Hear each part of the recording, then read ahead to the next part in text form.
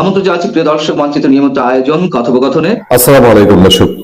Police হত্যার তদন্ত আবার হবে, শুধু এইটুক বলা হয়েছে। তদন্তে গভর্নমেন্ট গ্রিন সিগন্যাল দিয়েছে, পুলিশ হত্যার তদন্ত হবে। এখনো মামলাগুলো চালু হয়নি, মামলা হয়নি।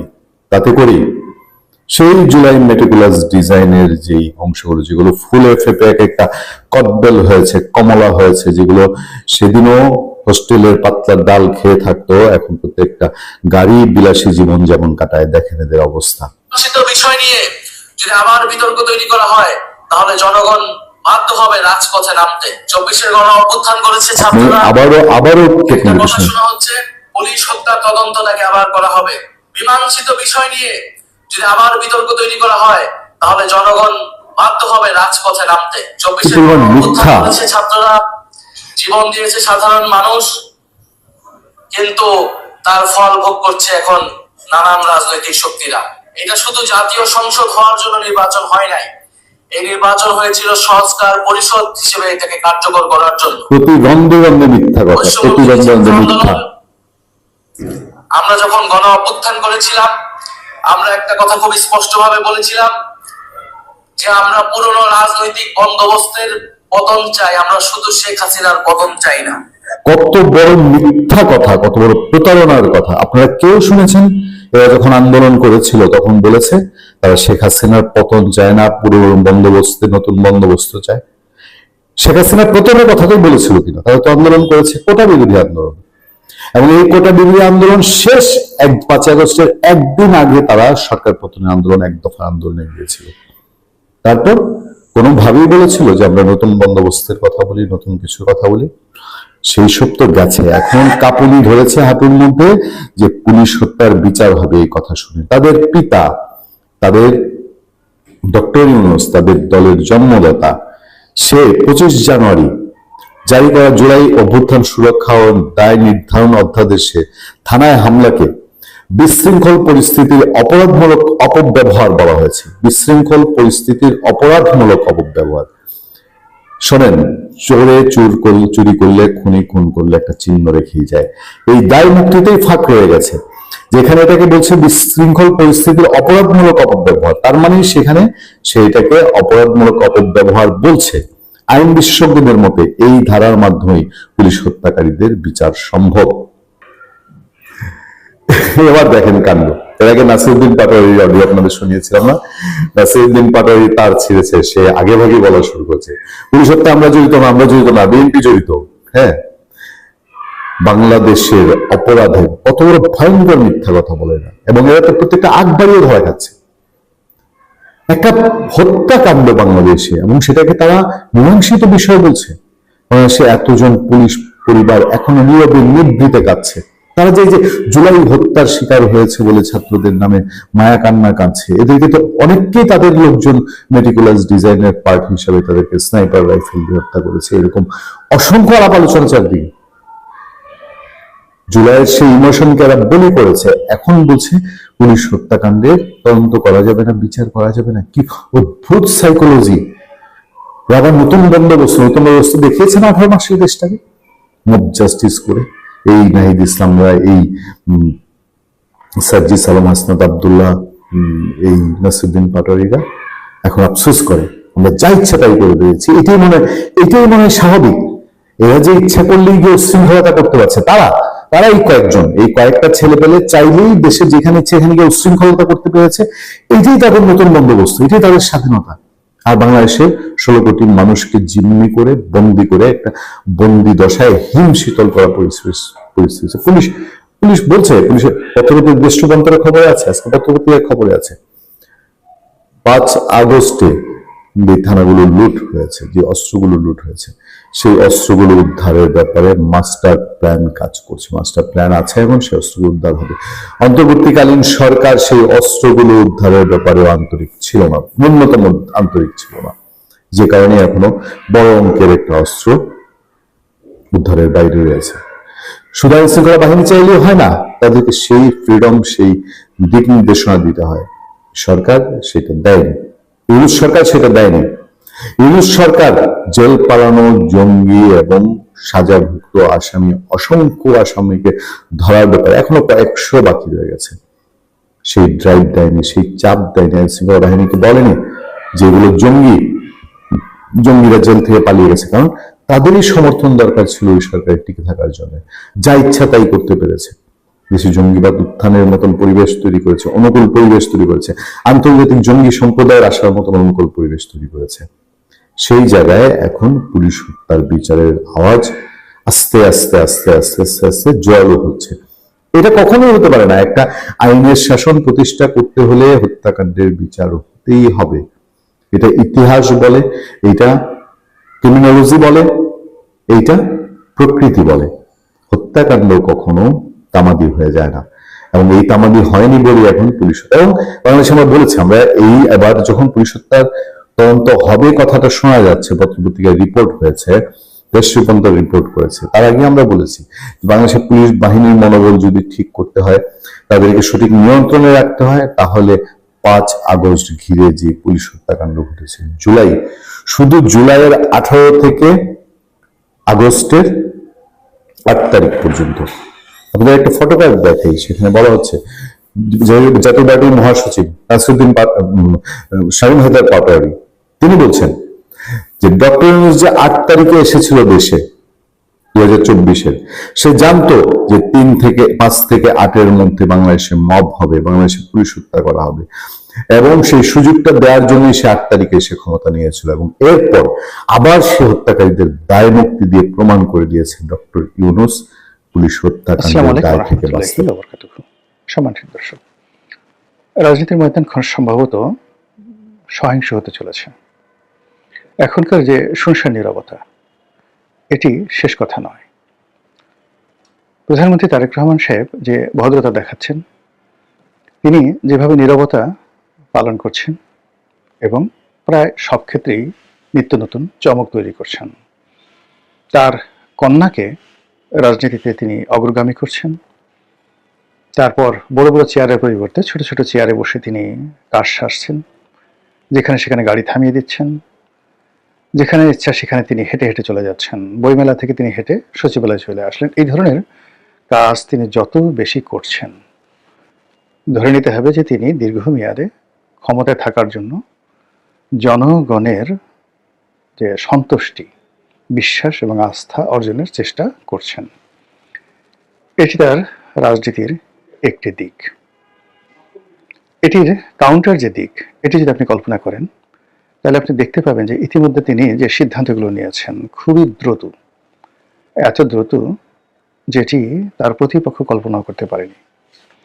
তিনি যেভাবে পুলিশে পরিবর্তন এনেছেন, যেভাবে সেনাবাহিনীতে পরিবর্তন এনেছেন, বিচার বিভাগে পরিবর্তন এনেছেন, মন্ত্রণালয়গুলো সাজিয়েছেন, একজন মন্ত্রীর পেছনে একাধিক উপদেষ্টা, একজন মন্ত্রীর পেছনে একাধিক প্রতিমন্ত্রী যেভাবে লাগিয়ে দিয়েছেন, তাতে করে দাপট দেখাবে, লম্ফজম্প দেখাবে, হাম্বিতম্বি দেখাবে, বা মন্ত্রীরা খুব ক্ষমতাধর হয়ে পড়বে মনে হচ্ছে না। অবস্থা দৃষ্টি মনে হচ্ছে কঠোরতার দিক থেকে তিনি আলাউদ্দিন খিলজির নীতি অনুসরণ করছেন।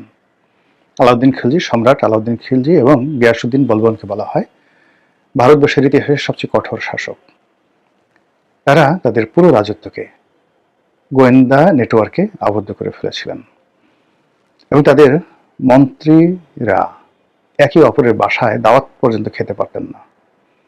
তাদের পারস্পরিক মেলামেশা বন্ধ ছিল, এরকম একটি অবস্থা, এবং তার সুফলও তারা পেয়েছিলেন। আবার অন্যদিকে তিনি যে বিনম্রতা দেখাচ্ছেন, ভদ্রতা দেখাচ্ছেন, এটি দিল্লির শাসক নাসিরুদ্দিন শাহের মতো। আপনারা জানেন গিয়াসউদ্দিন বলবনের মেয়ের জামাই, ওই যে দিল্লির সম্রাট নাসিরুদ্দিন শাহ, নিজের হাতে রান্না করতেন, রান্না করতে গিয়ে হাত পুড়িয়ে ফেলতেন। তার স্ত্রী একটা দাসী চেয়েছিল, তিনি সেটা দিতে পারেননি, বলেন যে ঠিক আছে, তুমি যেহেতু রান্না করতে পারছো না, আমি রান্না করবো। এরকম নরম প্রকৃতির মানুষ ছিলেন। তো তারেক রহমান সাহেব তার চরিত্রে দিল্লির বাদশাহ নাসিরুদ্দিন আর একই সঙ্গে গিয়াসউদ্দিন বলবন এবং আলাউদ্দিন খিলজির কঠোরতা তিনি অবলম্বন করছেন। তিনি অবস্থা দৃষ্টি মনে হচ্ছে তার অতীতকে ভুলেননি। যার সঙ্গে তার ভালোবাসা ছিল, বিশ্বস্ততা ছিল, এবং এই ভালোবাসাগুলো যেগুলো এখনো পর্যন্ত অব্যাহত আছে, তাদের সবাইকে তিনি তার আশেপাশে রেখেছেন। আর যাদের সঙ্গে তার অতীতে ভালোবাসা ছিল কিন্তু এখন ভালোবাসা নেই, তিনি ইতিমধ্যেই এরকম একটা ব্যক্তিত্ব প্রদর্শন করছেন যে অনেকের ঘুম হারাম হয়ে গেছে। আগে যারা হাওয়া ভবনের সাথে সংশ্লিষ্ট ছিল কিন্তু এখন নেই। আগে যারা বিএনপি চেয়ারপারসনের সঙ্গে ভালো সম্পর্ক ছিল কিন্তু এখন বিএনপি চেয়ারপারসন নেই এবং তারাও বিএনপি রাজনীতির সঙ্গে নন, তাদের সবাই দোয়া ইউনূস পড়তেছে যে ইউনূসের জমানাতে আমরা এসেছিলাম, ভালোই তো ছিলাম। তো এরকম একটা দ্বৈত যখন অবস্থা চলছে, তখন রাজনৈতিক কর্তৃপক্ষ হিসেবে যারা প্রকাশ্যে আছেন তাদের অবস্থা কি হবে? সঙ্গতির কারণে এদের উপরে তাপ আসবে, চাপ আসবে। ইতিমধ্যে আপনারা দেখেছেন যে রুমিন ফারহানা তার নির্বাচনী এলাকাতে ব্যাপকভাবে লাঞ্ছিত হয়েছেন, অপমানিত হয়েছেন, এবং এভাবে যদি চলতে থাকে তিনি এই ঢাকাতেও আগামীতে খোলামেলা চলাফেরা করতে পারবেন না। আওয়ামী লীগ জমানাতে যেভাবে দিদারসিস শেখ হাসিনাকে গালাগাল করতেন, যেভাবে ডক্টর মোহাম্মদ ইউনূসের জমানাতে গালাগাল করতেন, এমনকি ডক্টর মোহাম্মদ ইউনূসের জমানাতে যেভাবে বিএনপির সমালোচনা করতেন তিনি, সেটা অবস্থা দৃষ্টি মনে হচ্ছে তিনি পারবেন না, একেবারেই পারবেন না। তিনি যতই হাঁসের মালিক হন, হাঁসকে আদর করেন, যতই তিনি রায় বাগানি হন, রাষ্ট্রশক্তির সঙ্গে আসলে পারা যায় না। আর তিনি এমন একটা অবস্থায় পৌঁছে গেছেন, সব কথা, তিনি আমার খুব স্নেহভাজন ছোট বোন, সব কথা বলা যাবে না, তিনি খুব ভালো করে জানেন। তার ব্যক্তিগত জীবন, তার পারিবারিক জীবন, তার রাজনৈতিক জীবন বিএনপির সাথে এমন জটিলতা তৈরি করেছে, সেই জটিলতার সঙ্গে অনেক কিছু জড়িত, যেটি তিনি রাতারাতি সমাধান করতে পারবেন না। মরে গেলেও তিনি সমাধান করতে পারবেন না। আজ জাহিদকে, ডাক্তার জাহিদ, যে তাকে যে মন্ত্রী পরিষদে নেওয়া হলো, উপদেষ্টা মণ্ডলীতে নেওয়া হলো, মূলত রুমিন ফারহানাকে অপমান করার জন্য। আপনারা তো সবাই জানেন যে ডাক্তার জাহিদের সাথে রুমিন ফারহানার যে একটা স্ক্যান্ডাল, এটি না মানে রুমিন ফারহানা বা জাহিদ কেউ কোনো কথা বলেননি, কিন্তু এই স্ক্যান্ডালটা সারা বাংলাদেশে মশহুর হয়ে গেছে। তার প্রেক্ষিতে রুমিন ফারহানা নদীর ওপারে আর অপর পারে জাহিদকে যখনই তুলে ধরা হলো, হিমালয়ের চূড়ায় বসানো হলো, এটা রুমিন ফারহানাকে অপমান করার জন্য। এতে কোনো, যাকে বলা হয়, সন্দেহ নেই। আবার অন্যদিকে রুমিন ফারহানার আরেকটি ব্যক্তিগত বিষয় নিয়ে জনাব তারেক রহমান সাহেব তার প্রতি কতটা বিরক্ত তিনি সেটা খুব ভালো করে জানেন। কাজেই যারা এই ভিতরে ঘটনা জানে না, তারা হয়তো রুমিন ফারহানা ওখানে স্বতন্ত্র নির্বাচন করে এসছেন, জয়লাভ করে এসছেন, হাঁস মাস প্রায় চলে আসছেন, তিনি খুব হাসি খুশি এতে তালি বাজাচ্ছেন। কিন্তু যদি তারেক রহমান সাহেব প্রতিহিংসা পরায়ণ হন, যেটিকে বলা হয় ভিনডিকটিভ, তাহলে রুমিন ফারহানার খবর আছে, ভীষণ রকম খবর আছে। আর যদি তিনি ভিনডিকটিভ না হন, প্রতিহিংসা পরায়ণ না হন, তবুও রুমিন ফারহানার রাজনৈতিক ভবিষ্যৎ যতদিন তারেক রহমান সাহেব আছেন এখানে কোনো রকম সম্ভাবনা নাই। বরং অতি উৎসাহী যারা লোকজন রয়েছেন তারা তারেক রহমান সাহেবকে খুশি করার জন্য অলক্ষ্যে অনেক কিছু ঘটিয়ে ফেলতে পারবেন। কাজেই আমার যে প্রিয় বোন, তাকে সাবধান হতে হবে। একই সঙ্গে আমার ছোট ছোট যারা ভাই, সার্জিস, হাসনাত, মাহফুজ, তো তারাও আগের মতো করে চলাফেরা করতে পারবেন না। ইতিমধ্যে যে মাসুদ হাতিয়া থেকে এমপি হয়েছেন, মংলা মাসুদ, তো তিনি, তার এলাকাতে মারামারি হয়েছে বিএনপি এবং আওয়ামী লীগের সঙ্গে। নির্বাচন এলাকায় তিনি ওইবার আসছেন, দ্বিতীয়বার তিনি আর এই কাজ করতে পারবেন না। ঢাকাতেও তিনি সেই যে কোর্টে কি করেছেন তার বিরুদ্ধে নিঃসন্দেহে দেখবেন খুব দ্রুত দুর্নীতির মামলা হবে, খুব দ্রুত দুর্নীতির মামলা হবে। এটা থেকে তিনি রক্ষা করতে পারবেন না। এবং একইভাবে অন্যান্য যে সকল জুলাই বিপ্লবী আছেন, প্রথমত তাদের বিরুদ্ধে প্রচার চালানো হবে, অপপ্রচার চালানো হবে, তারপর তাদের ব্যক্তিগত জীবন নিয়ে নানা রকম প্রশ্ন করা হবে, তাদের ইমেজ সংকটে ফেলে দেওয়া হবে, এবং একটা সময় তারা ধৈর্য হারিয়ে ফেলবেন। এবং ধৈর্য হারিয়ে ফেলানোর পরে একটা যে কোনো একটা অকারেন্স ঘটে গেলে এবং তার প্রেক্ষিতে যদি হুট করে সরকার একটা সিদ্ধান্ত নিয়ে ফেলে, কাউকে অ্যারেস্ট করে ফেলে, কারো কিছু বলার থাকবে না। এবং এটা ঘটে, অনেক ঘটে। আমার নিজের জীবনেই তো দেখুন যে এই যে ইন্ডিপেন্ডেন্ট টেলিভিশনের যে ঘটনাটি আমার জীবনে ঘটলো, এটা প্ল্যান্ড। দীর্ঘদিন ধরে 2 মাস 3 মাস ধরে আমাকে প্রভোগ করা হচ্ছিল, আর 3 মাস ধরে আমি ধৈর্য ধারণ করছিলাম যে ধরনের ঘটনা যেন না ঘটে। সালমান রহমান সাহেবের যারা লোকজন আছেন তারা আমার নির্বাচন এলাকাতে গিয়ে তাণ্ডব করলো, আমার বাড়ি ঘরে গিয়ে তাণ্ডব করলো, আমি ধৈর্য ধারণ করলাম। আমার অফিসে 2 মাস ধরে তারা সেই সকালবেলা সে টেলিভিশনের ক্যামেরা সেট আপ করে থাকে, সন্ধ্যা পর্যন্ত বসে থাকে। আমি রাতে টক শোতে যাই, রাতে 2টা-2:30 পর্যন্ত তারা আমাকে ফলো করে, আমার বাসার সামনে ক্যামেরা। মানে এই 2 মাস যাবত যে কাজগুলো করেছে সেগুলোকে ইগনোর করে আমি আমার মতো করে চলছিলাম। কিন্তু একটা সময় এসে অলনে ছাড়েন দেখা গেল যে ছোট্ট একটা যে দুর্ঘটনা, সেই দুর্ঘটনার ফলে ওই ছোট্ট একটা ভিডিও ফুটেজ তারা নিয়ে সেটার মাধ্যমে আমার পুরো রাজনৈতিক ক্যারিয়ার, মানে আমার জেলে যাওয়ার সঙ্গে সঙ্গে আমার অভিমান, শেখ হাসিনার প্রতি আমার যে বিশ্বাস এবং আস্থা সেটা নষ্ট হয়ে যাওয়া, এমপিগিরি করার প্রতি আমার যে আগ্রহ, সেই আগ্রহটা পার্মানেন্টলি নষ্ট হয়ে যায় ওই একটি ঘটনার মাধ্যমে। এবং আজকে এই যে রাজনীতিতে যাচ্ছি না, ইলেকশনে যাচ্ছি না, নির্বাচনী এলাকায় যাচ্ছি না, মানে 2018 সনে শুধুই নির্বাচনের সময় গেছি, আর এখন পর্যন্ত গত 5 বছর 6 বছরে একবারের জন্য আমি কিন্তু আমার নির্বাচনী এলাকায় যাইনি। তো আগ্রহ থাকলে তো যেতাম কোনো বিএনপির অফিসে। 2018 সনে শুধু ওই নমিনেশন আনার জন্য বিএনপির অফিসে গেছি, এর বাইরে বিএনপির অফিসে কোনো একবার দুইবার গেছি, তাও তারা যখন দাওয়াত দিয়েছেন, এর বাইরে কখনো বিএনপির অফিসে যায়নি। তাহলে নির্বাচন করবো কি করে, রাজনীতি করবো কি করে? এবং এটা শুরু হয়েছিল কিন্তু সেই যে ইন্ডিপেন্ডেন্ট টেলিভিশনের ঘটনায়, যখন আপনাকে প্রভোগ করা হয়, প্রভোগ করার পর যখন আপনি আনএক্সপেক্টেডলি একটা দুর্ঘটনার মধ্যে জড়িয়ে পড়বেন, ওটা আপনার মোরাল ক্যারেজ নষ্ট করে দেয়।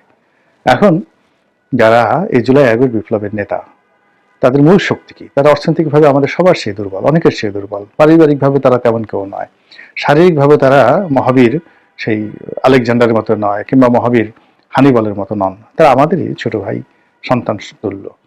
তো তাদের মূল বিষয়টা কি? তারা একটি ভালো কাজ করেছেন এবং সেই ভালো কাজ করার ফলে তাদের একটা কনফিডেন্স গ্রো করেছে, আত্মবিশ্বাস গ্রো করেছে, এবং সেই আত্মবিশ্বাসটাই হলো তাদের মূলধন। তো সেই মূলধন এখন আর তারা ক্যাপিটালাইজ করতে পারবেন না, নগদায়ন করতে পারবেন না।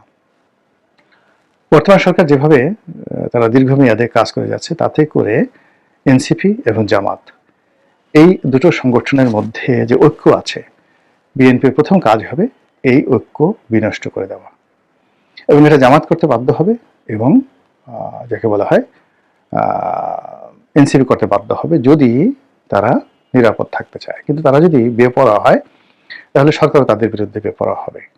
প্র্যাকটিক্যাল একটি এক্সপিরিয়েন্স বলি, বিএনপি এবং জামাতের যে ঐক্যবদ্ধতা ছিল, আওয়ামী লীগ কিন্তু আসলে এরকম যুদ্ধাপরাধীদের বিচার করতে চায়নি, জামাতের বিরুদ্ধে তারা 100 যেতে চায়নি, বরং জামাতকে তারা বন্ধু হিসেবে পেতে চেয়েছিল। তাদের একমাত্র শর্ত ছিল যে তারা যেন বিএনপির জোট ছেড়ে আলাদা রাজনীতি করে, শুধু এতটুকু। 2009 সন পর্যন্ত তাদের এই দাবি ছিল। তারা যখন তালবাহানা শুরু করলো, তখন দেলোয়ার হোসেন সাঈদী সাহেবকে গ্রেপ্তার করা হলো। 3 মাস দেলোয়ার হোসেন সাঈদী সাহেবকে শুধু বোঝানো হয়েছে যে আপনি জামাতকে আলাদা করে ফেলুন, যদি জামাতের নেতারা না কথা শুনে আপনি আলাদা জামাত গঠন করুন, আমরা আপনাকে সাহায্য করবো। সাঈদী সাহেব রাজি হননি, এবং সাঈদী সাহেবকে যে 3 মাস পরে আটকে রাখা হয়েছিল, তার বিরুদ্ধে কোথাও একটা জিডি এন্ট্রিও ছিল না বাংলাদেশে, পরবর্তীতে সবকিছু তৈরি করা হয়েছিল। তো এই যে দেখেন, জামাত এবং বিএনপির মধ্যে যে ভাঙন, এই ভাঙন সৃষ্টি করার জন্যই আওয়ামী লীগ জামাতের প্রতি নিষ্ঠুর হয়েছে, বিএনপির প্রতি নিষ্ঠুর হয়েছে। এর কারণ হলো এই দুটো শক্তি যদি একত্র থাকতো, ওটি আওয়ামী লীগের স্বস্তিতে থাকতে দিত না, এবং সেই 2014 সনই তাদের পতন হতো। তো সেই দিক থেকে এখন এনসিপি আর জামাত যদি একত্র থাকে, এই দুটো শক্তি, মানে এই দুটো শক্তি হলো 24-এর যে গণ অভ্যুত্থান, সেই গণ অভ্যুত্থানের মূল মাস্টার মাইন্ড, নায়ক, এবং তারা মানে এই গণ অভ্যুত্থানের যত ক্যাপিটাল, এগুলো সবই তাদের হাতে। তো কাজেই তারা রাতারাতি যে শক্তি অর্জন করতে পারে, জনগণের কাতারে মিশে যেতে পারে, তাদের সবকিছু করার অভিজ্ঞতা আছে। দুটো সংগঠনে যারা আছেন, এরা anything they can do better than BNP. তো রাজপথে এদেরকে একত্রে রাখা বিএনপির জন্য